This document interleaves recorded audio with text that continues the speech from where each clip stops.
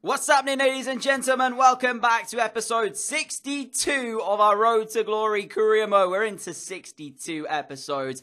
I'm having a blast recording this series. Hopefully you guys are still enjoying it as well. We have got a debut from our new Polish striker, Fracek, up front today against Brighton. So as we start the episode off, we'll see how he performs in this first game. Also, we will be ending off the transfer window in this episode, so we'll see if there's any more outgoings or incoming coming in later on. But I'll reiterate a point I made earlier in the 4 o'clock upload. Tomorrow, I've actually got to go to the dentist, and depending on what I have done there may or may not be a video tomorrow, of course. I will update you on the community section of the page, on the YouTube page, so you can check there tomorrow after I've been, and then obviously I'll know whether or not I can speak or not, because depending on what work gets done, I may be out of action for a few hours, but hopefully not anyways. But this episode today will feature quite a few games. Of course, the main aim from this season is to try our hardest to defend our Champions League trophy, try our hardest to defend our Premier League trophy, and try and win the Carabao Cup. We did win the FA Cup last season as well, but I'm not 100% bothered about trying to retain that. It's just important that we win every single trophy on offer to us.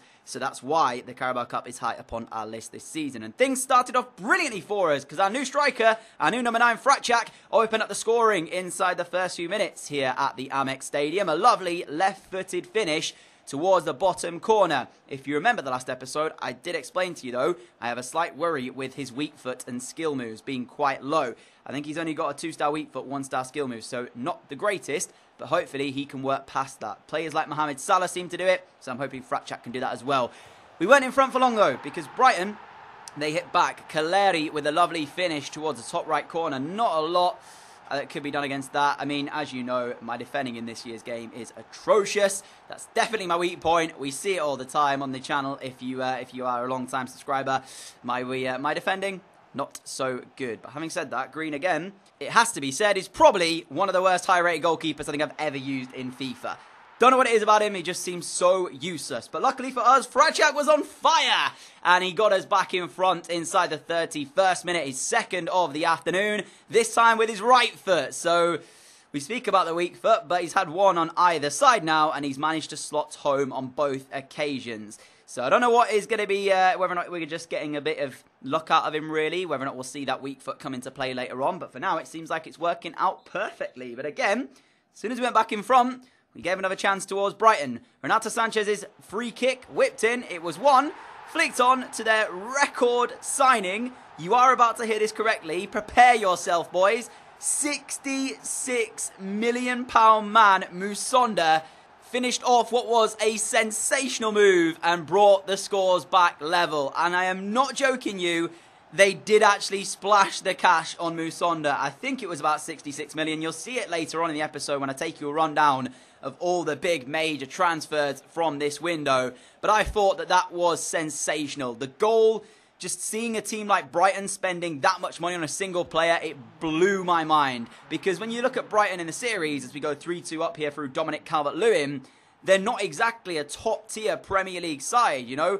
Even if they'd have spent, you know, £25 million on players, I'd say that was good, but the fact they were able to spend 66 million on one, and we haven't even done that yet, is sensational. So, major props to Brighton, because they were giving me one heck of a game here, and I expect them to do quite well this season. They've clearly got a budget, and they've got a decent side as well. Renato Sanchez is good, Carrera at the back as well is decent, so I fully expect them to have a decent season this year. But unluckily for them, after we went 3-2 up, the second half began, continued off very much the same, a lot of chances, and in the 63rd minute, Alexander-Arnold went down in the penalty area under the challenge of Rocha. We got the spot kick, and it just so happened that it was our number 9 who would step up to complete his hat-trick. He's actually got a decent penalty stat as well. I honestly at first thought that it wasn't great, but it's actually not too bad. It sits at somewhere in the region of 80 to 81, so he stepped up, converted it very confidently, and he got himself a hat-trick. So not only has he scored his first goal for Crew today, he's scored his first 3 goals and completed himself a hat-trick, which is sensational stuff. We weren't done there. Calvert-Lewin getting on the act. What a delivery it was towards Barso Villa. And he made the score 5-2. And if you actually look at Barso Villa, right, he's only 19 years old. He's 19 and he's already sat at 82 rated. I think he's got the potential to hit that 90 rate stage, and I'm kind of glad in the aspect that although we had a £65 million offer, which we initially had agreed with Real Sociedad. That fell through. And looking back at it, I am so glad that it did, because I feel like for the future of the series, he could be one of our star players. We've got Fratchak in now, who scored a hat-trick here. Basso Villo's on the score sheet again, could be vital for us in the long term of this future at the club. And I'm kind of glad that he didn't go now with that aspect of it. But a 5-2 victory nonetheless from the first game of today. 3 points as well, match facts wise, 6 shots, 6 on target, converting 5 of them as well. Was a very, very good return. But ultimately, major props to Brighton. They gave me a very good first half in that one, and I found it very, very tough. But having said that, it was a very underwhelming transfer window. There wasn't a lot that happened, mainly down to the fact that we didn't have any money ourselves. But there is that transfer, 66.2 million for Brighton for Musonda. And you can see some of the other big deals as I'm scrolling down here. Gabriel Barbosa leaving the Premier League. He was at Bournemouth, but now he's gone. This guy, never seen him before, from Yunnan Dragons. He's joined Sampdoria for a hefty amount of money. This guy as well, Arp, he is a beast. He's, I think he's quite young when you start off, and he turns into a monster. He's got like a 90 potential. Our only deal of this one that appeared in the top deals of the window was for, of course, Alexander Arnold, which we paid 26.6 plus Dominic Iorfa. So there wasn't like, you know, a major transfer from us. We just did 3 nice bits of business, which was, of course, Fratchak, Alexander Arnold, and Lukaku, and then bringing in quite a few free agents alongside that. Next up was a trip against Stoke. They came to our ground to try and defeat us, which is something that not many teams can say they've done. A double from Evans in the first half put us in prime position. They did pick up a red card, though, in the 63rd minute after pulling a goal back, which then led to Nelson grabbing a third, and it meant that that score was the way it finished. So not a great performance from Stoke, especially after they scored and then instantly after pick up that red card. Not sure what happened there and as to why that was. But hey, listen, it's another 3 points for us and we'll take that 100%. And now it's time for some Champions League. The group this time around, it's not the most hardest group I think I've ever seen, but it's still something that's going to be quite difficult. We've got Lyon, and I can't remember the other 2 sides. You'll see it when the group stage comes up. There it is, Bayern and Zenit. So Bayern, Lyon, Zenit. 3 tough teams, but I think we've got the capabilities to beat Lyon and Zenit.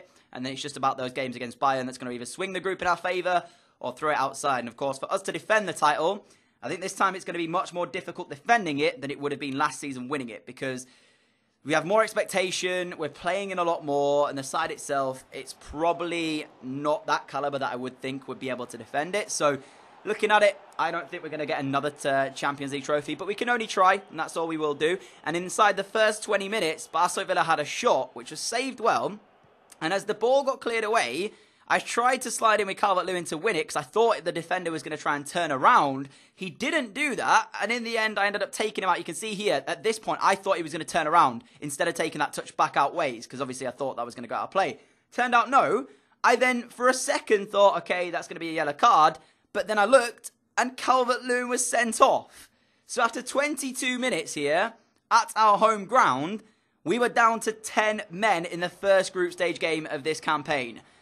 I thought that was a bit harsh. Let me know what you guys think in the comments. But then, for all the faults that I give to Green and say how useless he is, he did make a phenomenal save there. He did save us from going 1-0 down, and all that can be said is well done to him. I know I complain about him, say how useless he is, but that was one heck of a save. And he continued his heroics into the second half, as their only chance of it fell in about the 60th minute mark. But luckily for us, we were able to hold on and pick up a single point from that. So a 0-0 draw, not the way I wanted to start off the group, but given the fact we were down to 10 men, given the fact that, you know, on another day, if we'd have played that again, we possibly could have lost it. I'll take that point. It is what it is, and we'll just have to focus again after that. And of course, from now on, it means that Calvert-Lewin will not be available for the next game in our Champions League run, which is frustrating enough because he's a vital part of our team.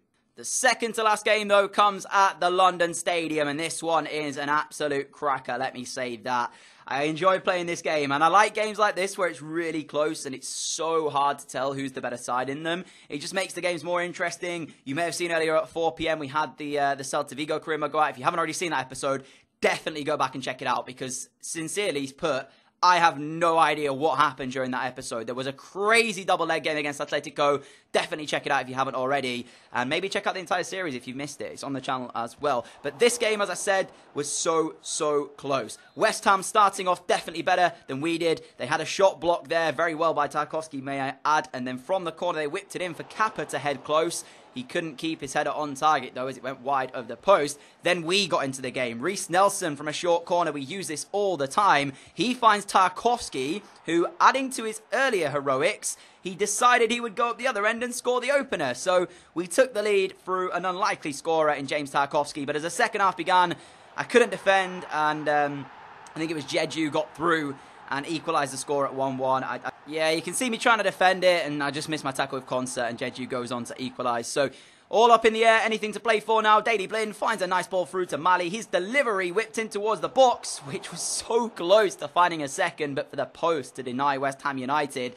And then they picked up a free kick with 26 minutes left on the clock. The delivery in towards the middle was met very well by Daley Blind, but I've got to say, I was left frustrated with this goal. How on earth has that gone in? I understand the header was decent from Blind, but the delivery, not so good. And it's just, how has he managed to power that header? We lost it. I know it's Evans. It's a mismatch there anyway. It shouldn't be happening. We shouldn't have a calm defending against Daley Blind. But from there, I don't know how Green was beaten by it, and honestly, I was left frustrated. But Tarkowski, what a performance he was having as he laid one on a plate for Evans to equalise. We went in front, they equalised, they go in front, we equalise, and again, it's Tarkowski, a vital part of this. Blocked a shot earlier, then scored, then assisted. Man of the match performance, definitely, I would say, from Tarkowski today. But a lovely finish from Evans, pulled the game back to 2-2. And in the last minute, Calvert-Lewin thought he'd won it, but for Sommer to pull off a very, very good save. From the corner, we went short towards Reiss Nelson, who drove into the penalty area, delivered the cross, and I've no idea what Sigurdsson is thinking.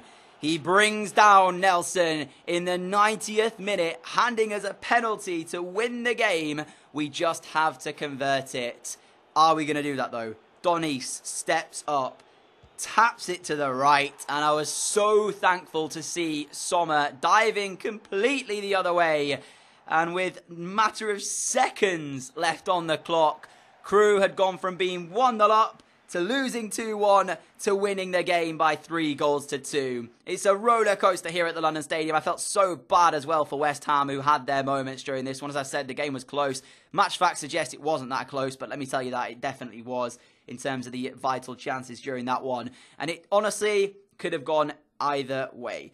I'm just glad to say it went our way, and we did win it by 3-2. Tremendous performance, as I said, from Tarkowski. Definitely deserving of the man of match in that one. I'm not sure if he did pick it up because I didn't actually check after the game.